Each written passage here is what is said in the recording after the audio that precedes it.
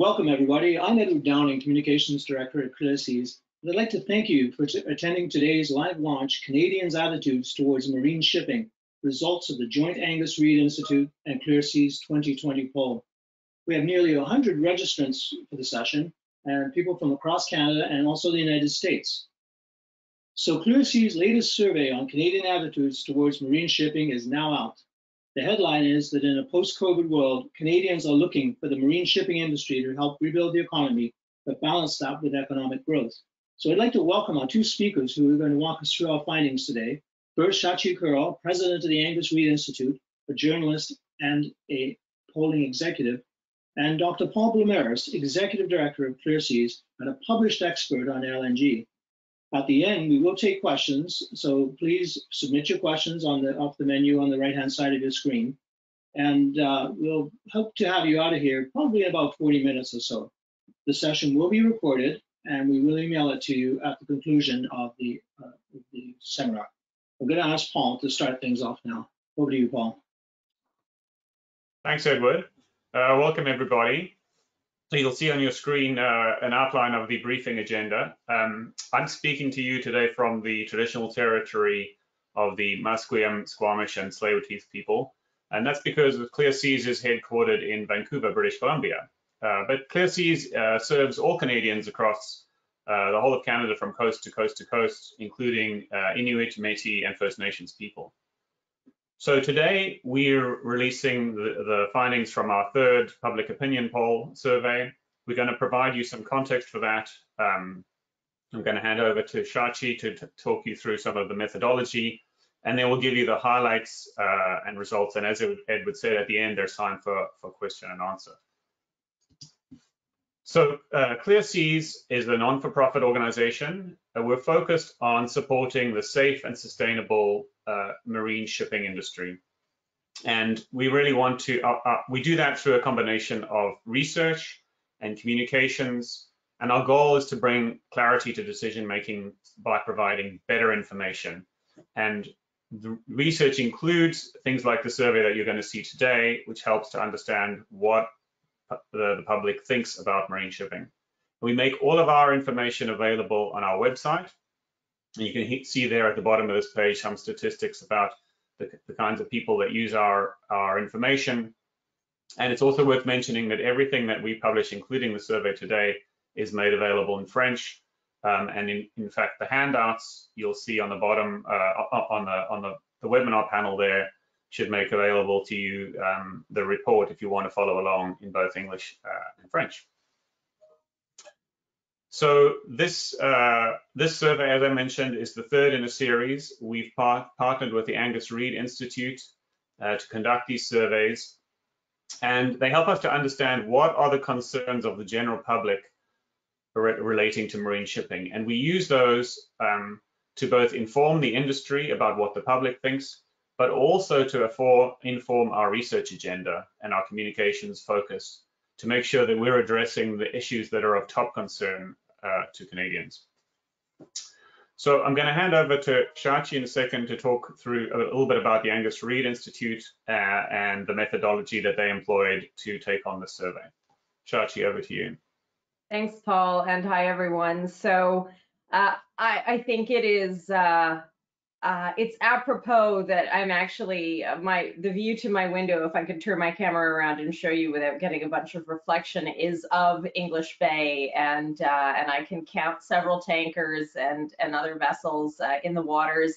And that's really what this study and this study series, which is the third in a series, initially conducted in 2016, then again in 2018, and this is the 2020 edition, helps both Clear Seas and the Angus Reid Institute canvas, which is really, again, as Paul mentioned, what are Canadian opinions towards the marine shipping industry, but also towards regulations and to the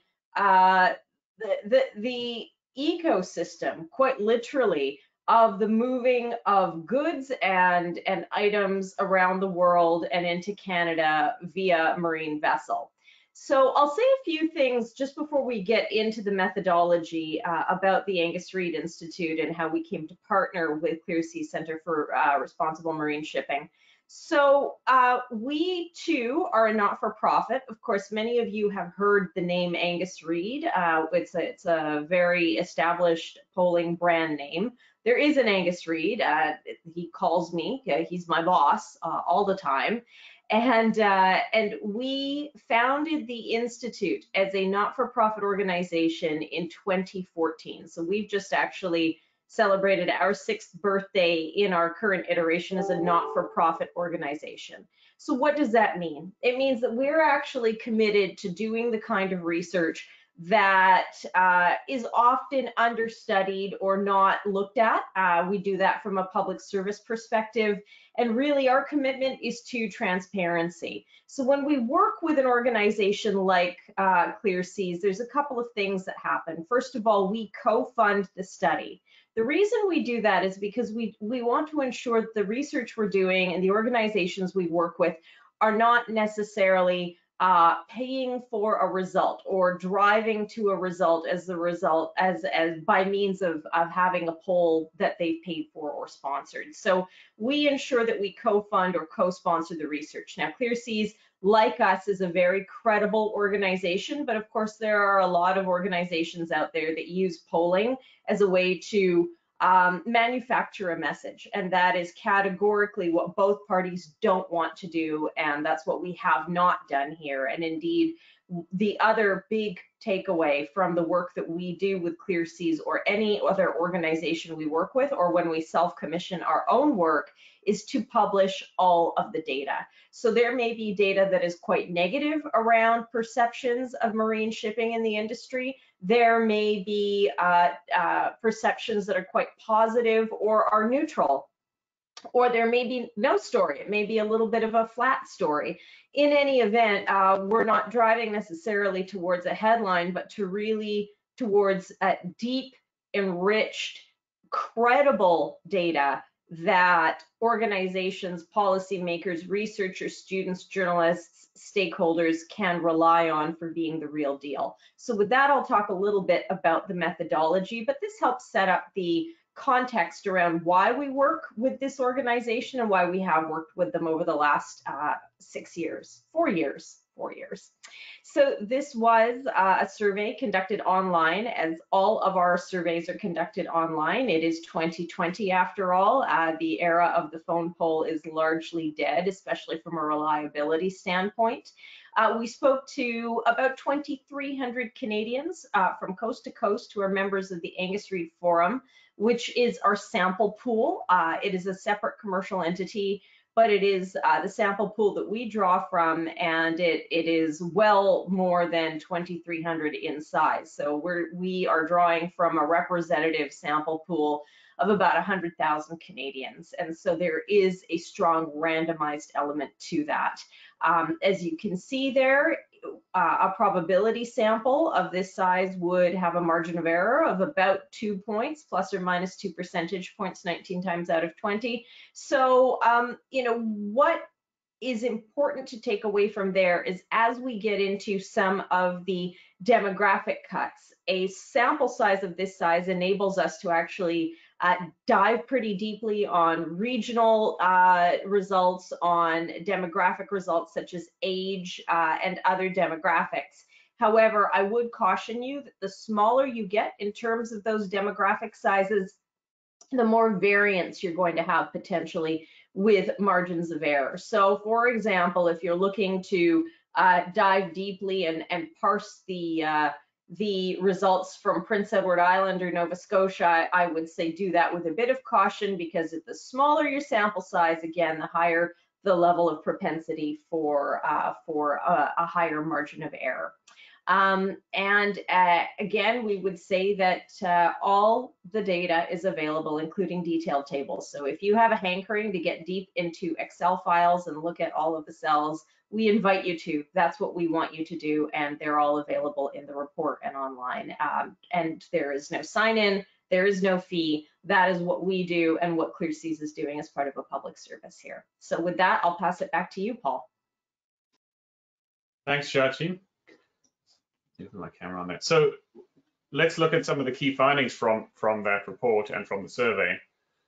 When we commissioned this, as all of you know, Canada was in the midst of a global pandemic. So one of the things we wanted to look at was how had this influenced people's thinking on marine shipping, and how did the general public want to take marine shipping forward in the context of this COVID recovery. So firstly, we wanted to understand how had this changed people's perceptions. And so if we look at the results of this, you'll see that 7 out of 10 respondents said that this COVID-19 pandemic had made them more aware of the global supply chains and, as we said in the report, the strings that bind the world together. And this is in the context, we know from previous reporting that in general, the public really underestimates the importance of marine shipping to them and their daily lives. And so this was an important and interesting finding to see that this pandemic had actually made them more aware of those connections. So moving on then to what did they think ought to be the plan going forward, you can see some results here on a scale of 1 to 5, with 1 being the most focus on what should happen in the recovery.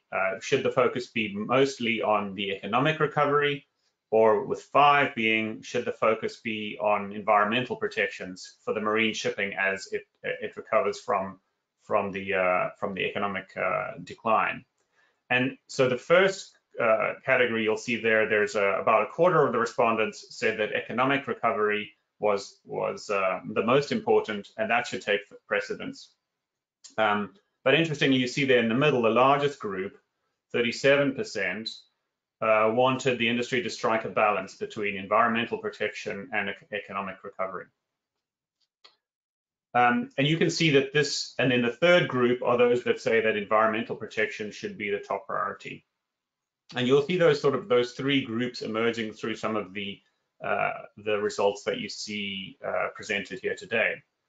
Now, if you want to take a look a little bit deeper, as Shachi said, this data allows you to see demographic changes. So here is a range of those same 3 groupings. So the red are those that are focused on the environmental protection, the gray are the 50-50 balance in the middle, and then the blue are the ones that say economic recovery is paramount, and they're over there. So now you can see on the left the same averages, but now you can see them broken down by age group. So the left are the youngest, to the right the oldest, and you can see, perhaps unsurprisingly, that young Canadians lean more strongly towards the environmental protection and environment first. And then after over an age of 45 or so, there's a much more stark focus on economic recovery first. And these are the kinds of insights that you can gain, and we'll see some of them later on some of the other questions. So the report is in 4 parts. We'll take you through some of the highlights from each of those 4 sections. So starting with general impressions of the marine shipping industry and marine shipping in Canada. What do people think just in general? So the first headline here is that the 8 out of 10 Canadians have a generally positive or somewhat positive outlook on the industry. So and you can see there some variation by region. So in general, it's relatively constant. Some regions slightly higher, some slightly lower, but always at least 3/4 of the respondents had a positive view of the industry. And not only that, they see the importance of the shipping for Canada and in Canada growing in importance. So more than half of them see a growing importance, and you can see here, now we can compare the results from previous studies, the 2016, the 2018, and the 2020. The 2020 in that gray color, 54% see a growing importance for shipping in Canada over the past years and moving into the future. So let's talk a bit more about some of the key issues, the safety issues and the concerns, because this is really an interesting area for us, the perceptions of marine shipping safety. So first of all, what is the headline? What is people's general perceptions of the overall safety rating that you would give the shipping industry? And here again, very interestingly, the overwhelming majority see the industry as very safe or generally safe. So 90% of people if you add up the 25 and 67 for this. And this has been consistent throughout the 3 years that we've run the survey from 2016 onwards. But interestingly, when it comes to shipping of oil and petroleum products in Canadian waters, the opinions are slightly more divided. So here you can see in blue those that are very or somewhat confident about shipping petroleum products, or in red those that are very or somewhat worried. And you can see that although the majority of people are very or somewhat confident, there's a sizable minority, 45% in 2020, that are somewhat or very worried about that. And that number has increased 6 points since last year, and it now stands at 45% of the respondents.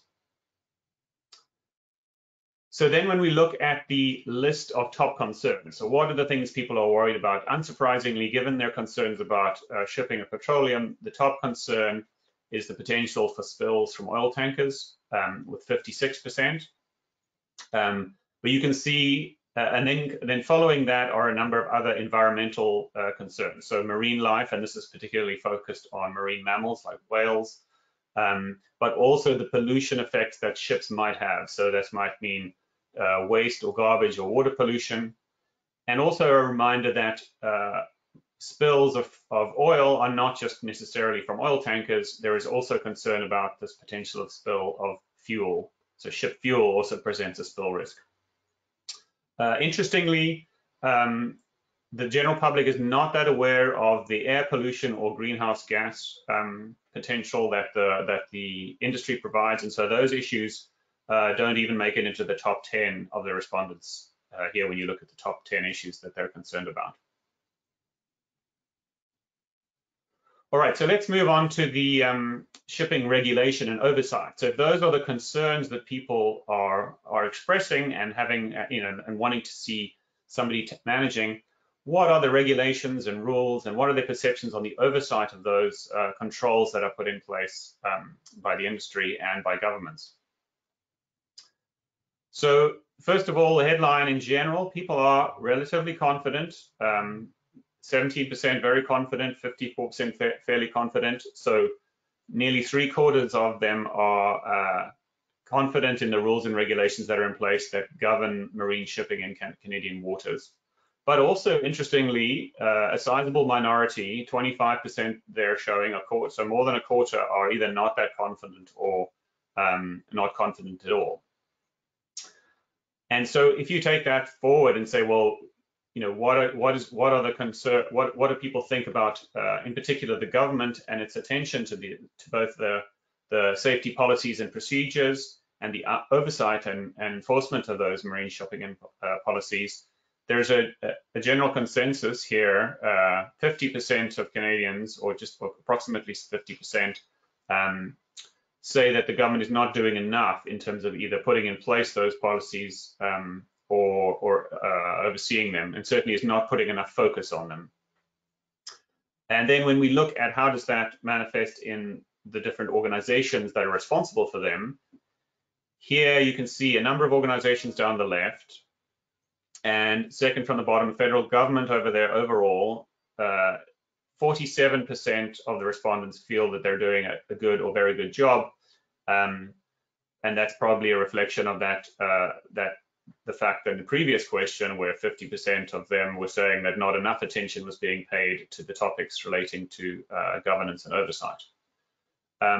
Other organizations to highlight here, if you move a third from top, is the marine shipping industry itself, with 62% of respondents believing that the shipping industry is doing a good or very good job.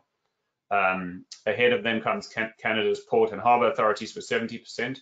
And interestingly, the Canadian Coast Guard is perceived as doing the best of all, with 77% of respondents saying that they think they're doing a good or very good job. So some interesting insights here on the perceptions of the different organizations involved in the governance of marine safety and security. So let's move on to the final component of the report, and this is the Shipping Confidence Index. So we asked Angus Reid Institute this year to see if we could get some further insights and deeper insights using all this wonderful data that we've collected to help us understand a bit more deeply who our audience are and what are their concerns. So Angus Reid Institute used a combination of the both the concerns that people raised and their responses to a number of the questions to divide the population into these three groups, and you see quite a strong trend. So first of all, starting with the shipping supporters. So these are those that are generally in favor of the industry, perceive it as being safe, and are confident in its deployment and use to grow the economy. On the opposite side, in the dark blue, are the cautious critics. Those are somewhat more skeptical about the safety of the industry and the appropriateness of the government attention applied to the regulation of the industry, for instance. And then in the middle are the maritime moderates. They are generally supportive, but they're somewhat divided on key topics like, for instance, the shipping of petroleum in Canadian waters. And I think if you remember the first graph we looked at there in terms of the balancing of the economic recovery, the 50-50 economic recovery versus environmental priority, those are probably people that fall into that maritime moderates group. So that's kind of like three poles that represent the Canadians today and their attitudes to marine shipping. So what can you do with that? Well, that's an interesting insight in itself, that the maritime moderates are dominant, and we do indeed see that in the way that we speak with our audience through social media and through the research that we run. But you can also use this division to get some better insights, for instance, into the geographic distribution. So one of the questions that, one of the analyses that the Angus Reid Institute did with us is to say, well, where do those people by and large live? And so now you can get a really interesting insight. So if you see, for instance, that in Quebec, very focused on environmental questions, there's a lot of the cautious critics are resident in that province and steer more towards concerns about environmental issues and skepticism about the marine industry as a whole, as compared to, say, the Atlantic provinces over on the right, where by and large most respondents are shipping supporters and a very small minority are cautious critics. You can see, interestingly, in Alberta and Saskatchewan, both export economies from agricultural products and petroleum products understand a large number of them understand the connection between their economies and the marine shipping for export. And so you can see many shipping supporters, even though that they're hundreds of miles from the coast, nevertheless strong supporters of shipping, and the critics are probably in the minority in those regions. So I'd encourage you to take a look in the report. There are a couple of other interesting insights that you can gain by utilizing this shipping confidence index and the three groups. And we're happy to take some questions about that as well as we move into the Q&A section.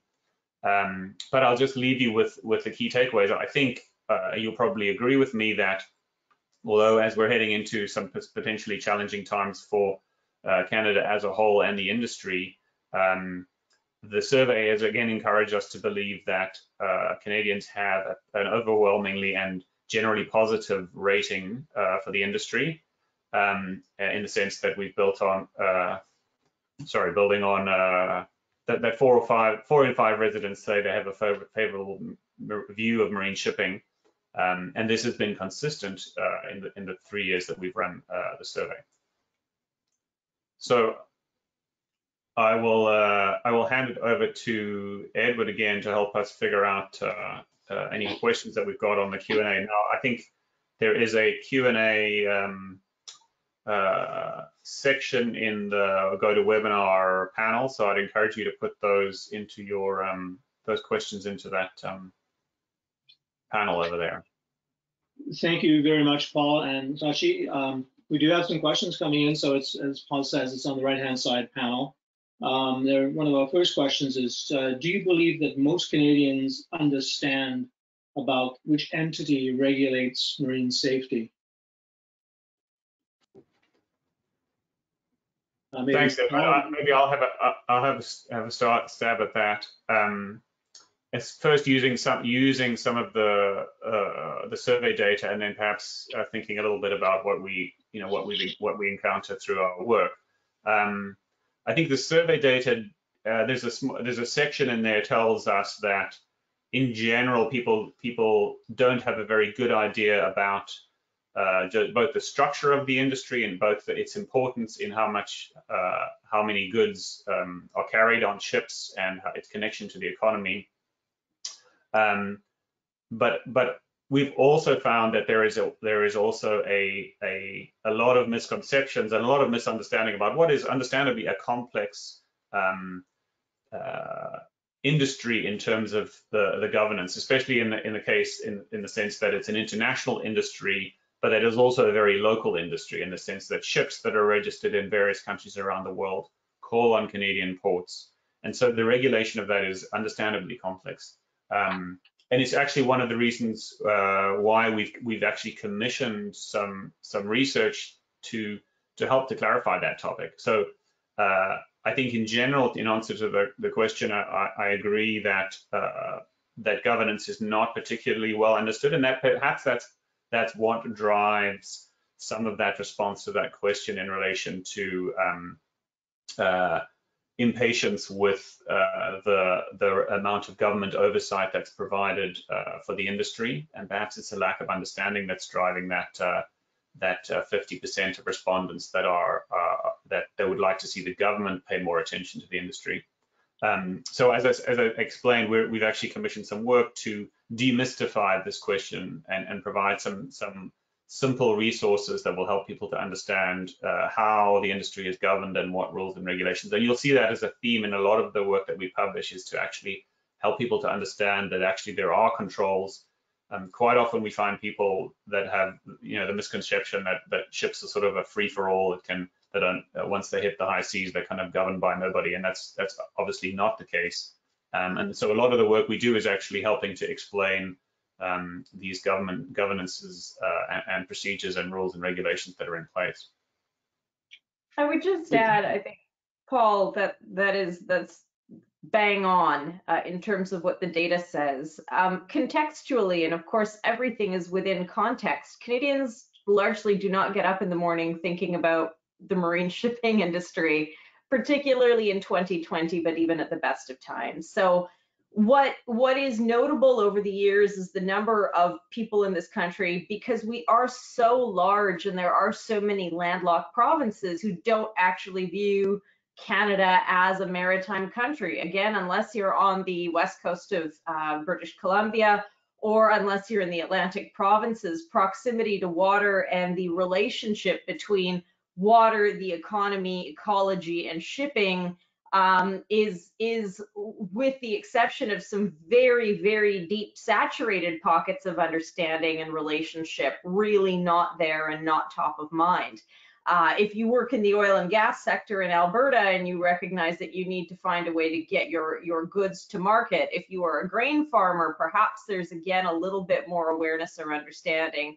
But folks in downtown Toronto really not thinking about this in the way that perhaps many of us on this call are. So as a result, the breadth and depth of understanding, and this is why organizations like Clear Seas are so important in terms of this conversation, is very much limited to sort of what cuts through the flotsam, if you will, of day-to-day news and discourse. So generally, unfortunately, if you're hearing a story in the news about the international shipping industry or the local shipping industry, it will either be related to cruise ships locally, or it will have to do with piracy or spills or rogue ships on the high seas, as Paul has indicated. So that is something that requires, in terms of changing minds, a greater presence around the day-to-day importance of the industry on people's daily lives. I think COVID has woken Canadians up to the importance of global supply chains and networks and the role that shipping plays in that. There's nothing, by the way, and don't misunderstand me, I'm not endorsing this, but there's nothing like a port strike to really understand, to really help consumers understand why they can't get the toys or the Christmas stuff they want on shelves. So things like that tend to only pierce the consciousness of Canadians when it really sort of socks them in the gut. And so whether that is something that needs to now be better and more deeply baked in at the public education or primary education level or other areas is something I think for looking forward and beyond. But I would say that the resources and the conversation that organizations like Paul's are already starting to bring forward, I think moves the needle a little bit, but clearly the data show much more to go on that front. Thank you both very much on those answers. Yeah, I think, Sachi, the whole the Black Friday and the Cyber Monday just underline the importance of the supply chain. Another great question just coming in. I know, I think both of you will want to answer this, so I'll give maybe first to Paul. How were Indigenous opinions included in this survey? Sure. I'm happy to speak to that. Yeah, I think I was going to let Sachi go first. I think we've got some data on that. Okay. So we did an oversample of First Nations individuals, those who identified as Indigenous or First Nations. So if you identified as this demographically, there was an oversample of Indigenous respondents to ensure that they're captured. As well, in terms of the general population, you know, depending on StatsCan or other sources, you know, there's about 3% of the Canadian population that is self-identifying as Indigenous, and indeed on any given sample draw, we will get about 3% of our respondents included as Indigenous as part of a greater general population sample. Now, 3% isn't enough to really dive more deeply into the demography of what Indigenous respondents are saying and whether that is different or the same as the general population. So hence the oversample in this case, and we did do an oversample. Great, thank you. Thank you very much. Another question, did any of the results surprise you? Did anything really stand out this time around? I'll just say what I say whenever I'm asked this question, which is about 3 or 4 times a week at least, which is I try never to presuppose our data because you just don't know what people are going to tell you or where their head is at. And so I tend not to go into the process with anything other than a completely blank outlook to really absorb what we get back. So that's what I say whenever people ask me that question, and that is indeed the case here. I guess I'll answer and say maybe what's not surprising, but what's interesting in doing this same poll, you know, every 2 years, 3 times running, both gives you some confidence in the consistency of the results is interesting. It kind of gives you some confidence in the fact that the data, given that this is a random samples collected from the Angus Reid Institute or Angus Reid Forum. So that's quite interesting, but it also shows you how slowly potentially the tide of public opinion moves. And so that's an interesting insight, especially as an organization like Clear Seas, where we're trying to get information available and we're trying to you know, influence what people know about these topics. That the insights that we're gaining from this is that people are relatively consistent on their viewpoints. And they stay relatively consistent. The movements that you see from year to year in the graphs and charts are relatively small. And I think that was not necessarily surprising, but certainly an interesting insight as I've dug deeper into some of the data. And what I can add to that, Paul, is that we tend to only see fairly significant swings in change in public opinion over a year-to-year or a biennial basis, only when issues tend to really become very top of mind and galvanized. So again, that consistency also speaks to, I smiled a moment ago because I thought of sort of, you know, that the glacial level at which opinion changes is a very good analogy for this subject at hand that we're talking about, because although those tankers can move pretty fast, they look very still on the water. So there's a lot going on in terms of the undercurrents. And I think in a post-COVID world, those undercurrents are going to come more to the surface, and we're going to perhaps see a little bit more as we have conversations around building back better, and governments talk about priorities, and we have a new administration south of the border, and there are renewed conversations around the Paris talks, et cetera, et cetera, et cetera. I think the conversations around the roles, the responsibilities, and the opportunities for the marine shipping industry will start to float up a little bit again, and we may start to see, as those conversations become more public and a little bit more in your face, if indeed that comes to pass, I think you'll start to see a little bit more movement in terms of opinion, one way or the other. Here's another question. We've got quite a few coming in. Thank you very much for all your questions. It would be interesting to know, and this is probably more just a comment, but it would be interesting to know how confident people are in Canada's ability to respond to and clean up marine oil spills. So that's just, I think, somebody's observation. Well, I think that, Edward, that certainly manifests in the stats we saw earlier on about the concerns about oil spills, both from oil tankers, but also from ships and their fuel. And I think it's probably also a good opportunity to plug some of our upcoming work, in the sense that we're launching in a couple of weeks a product focusing on just that question, not necessarily how confident are they, but certainly how ready are Canadians, or how ready is Canada to respond. So we've done a pretty comprehensive review of all of the assets through the response organizations and the Canadian Coast Guard and their readiness to respond to those oil spills. So I'd encourage the questioner to stand by and take a look, and when that comes out, certainly will be of interest to them. Thank you. Another question, this one's actually addressed to you, Paul. It says, Paul, I'd be interested in your perspective on what is working to create the trend of improving impressions of the marine industry. So, okay, I'm just trying to think which trend. Yeah, so I think I would say we've seen consistently positive views on the industry. I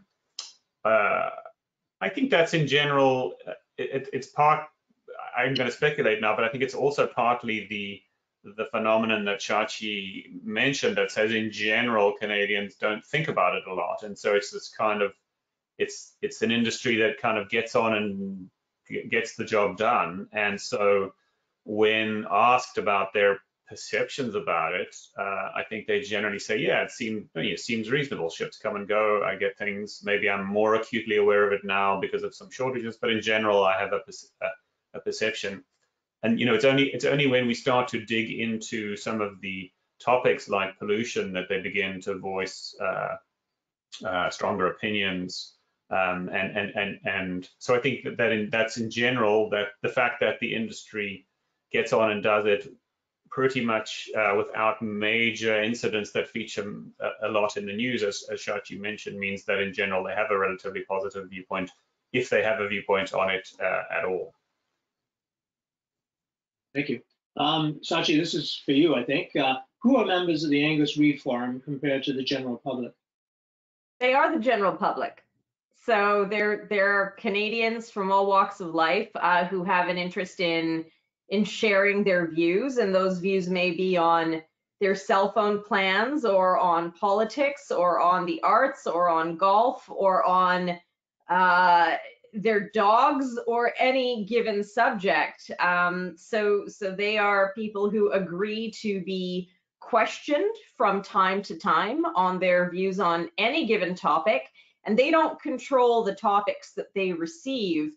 That is when we go out to them, we go out to them in a randomized fashion. So it is probable, in fact, that many of the respondents who have participated over the last 4 years, and it's a different respondent pool every time, because we're able to do that with a general size sample pool as large as ours is, who have a bit like Paul just alluded, not spent a lot of time thinking about marine shipping, and perhaps did not have very defined views on it, because They are reflective and representative of Canadians writ large, where there are some who have very definite opinions on an issue, and those who, it's very out of sight, out of mind for them, not part of their day-to-day lives, and that gets reflected. So who are members of the Angus Reid Forum? Canadians are members of the Angus Reid Forum.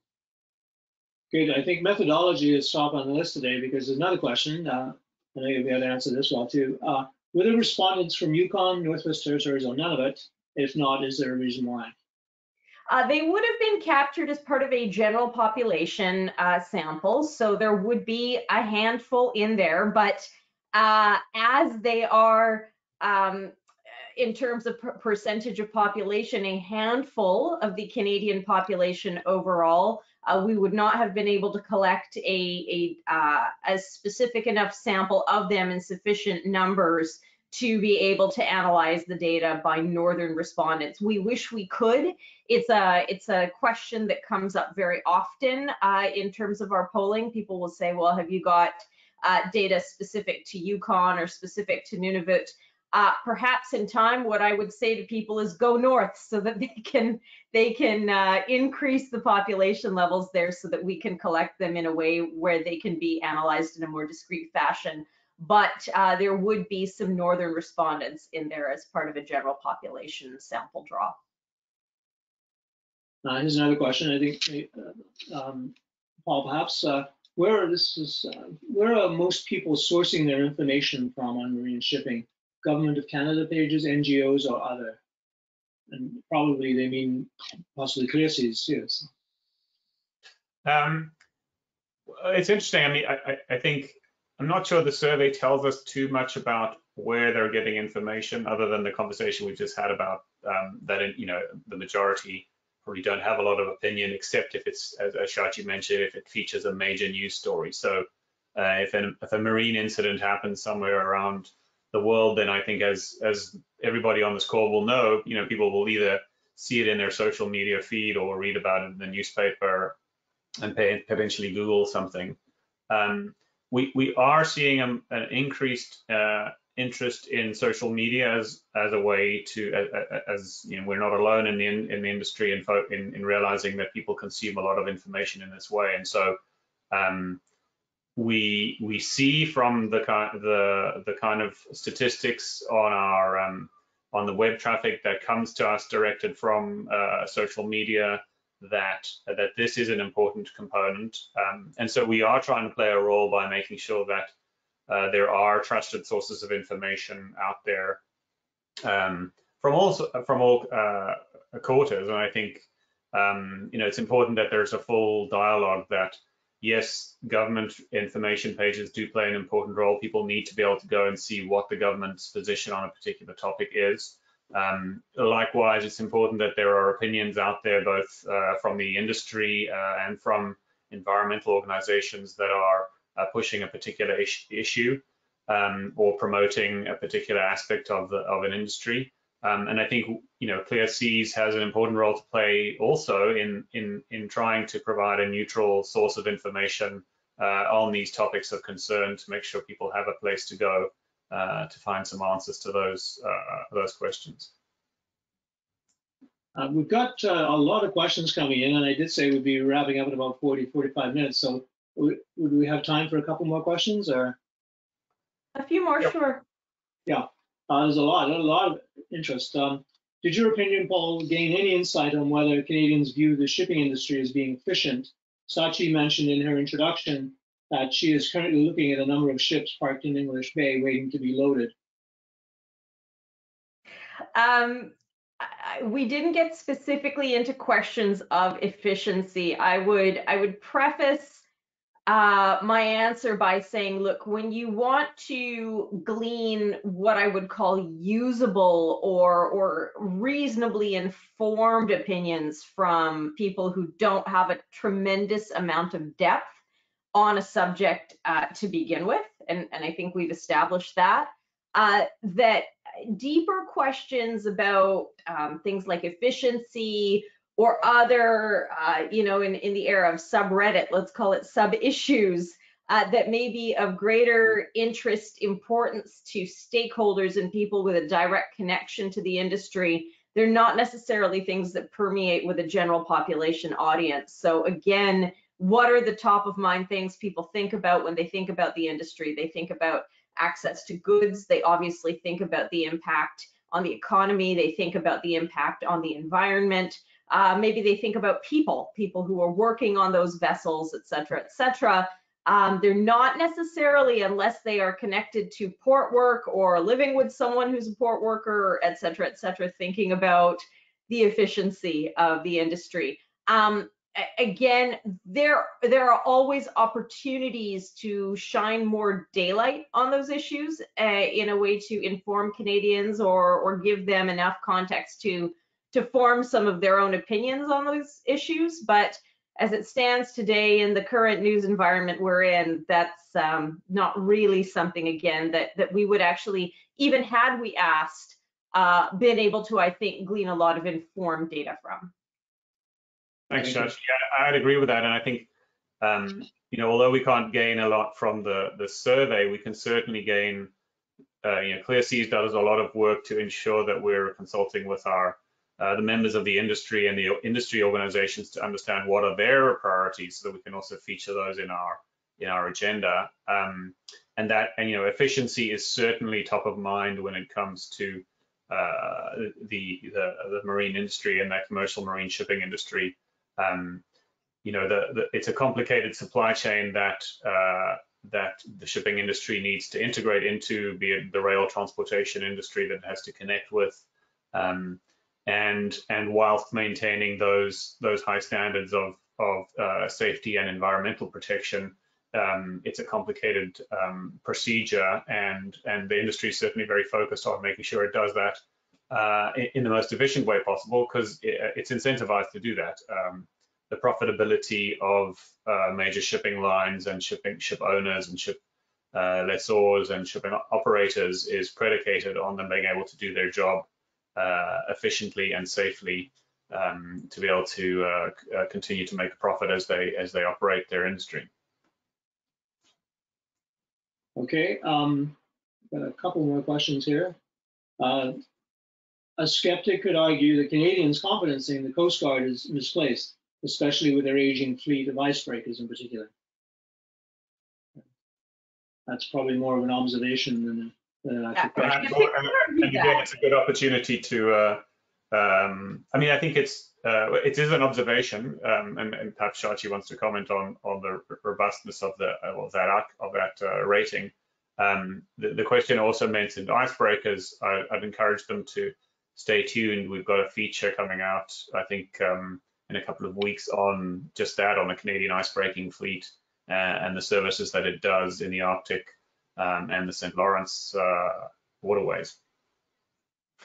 The only thing I would add is that in general, Canadians tend to have pretty high opinions of our institutions. So whether that's the post office or whether that's with some notable exceptions in this particular year, in recent years, policing, or whether it's the Coast Guard or whether it's the armed forces, we tend to look at our national institutions and service organizations or defense organizations with a fairly high level of approval and regard. So it doesn't surprise me that the Coast Guard had those high levels of response, of positive response.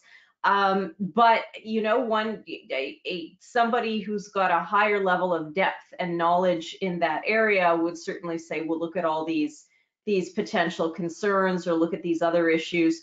For sure, absolutely. But again, really, we are coming together as a super informed and interested group on a particular topic, and I would just keep encouraging you to come to that 50,000-foot level in terms of what most people are thinking about when they get up in the morning, and the level of depth around their thoughts on it. Good, thank you. Final comment, I think it's more a suggestion perhaps than a question. It just says, would a survey of coastal communities be possible given the proximity and regular visibility of shipping? A survey. I mean, I think one of the approaches we're taking is actually to do a more in-depth. I think that some of those giving voice to some of those specific community concerns. In many cases, those are First Nations communities or other Indigenous communities. Giving voice to the issues that they see is perhaps a survey may not be the perfect instrument, and so our program of work as Clear Seas involves a much more in-depth consultation with those communities to ensure that we're getting their voices heard and that the issues that they have are getting appropriately raised and addressed. And amplified, yeah. Thank you. Thank you both very much. It's been very interesting and enlightening, and appreciate all the questions that have come in. There are still quite a few that we haven't answered, but we will get back to you with the responses. Just a reminder, again, thank you, a big thank you to everybody for coming on board and signing on to the session. It has been recorded. It will be sent to you automatically as part of an email after the seminar, and you'll be asked to do a little survey. I just remind you to keep in touch with Clear Seas. We have a newsletter. We issue it 4 times a year. We don't like to inundate people with email. We like to give them the facts sporadically. So stay in touch with us. We do have surveys on our website too that you can respond to. We've got some great new events and sessions coming up, and also new titles. We have, as Paul said, our oil spill response website, which we'll be launching in a couple of weeks. And we have our vessel traffic analysis for the Pacific coming out. And of course, we've got this great information done with the Angus Reid Institute on our website. It's all there. You can go in, you can look at the tables, you can dive into it. And if you have any other questions, please don't hesitate to contact us. Just send us an email, reach out to us on our social media channels. We're very active there. So once again, a big thank you to everybody, and especially to our presenters. Thank you very much. Have a good day. And thank you, Edward. Thank you.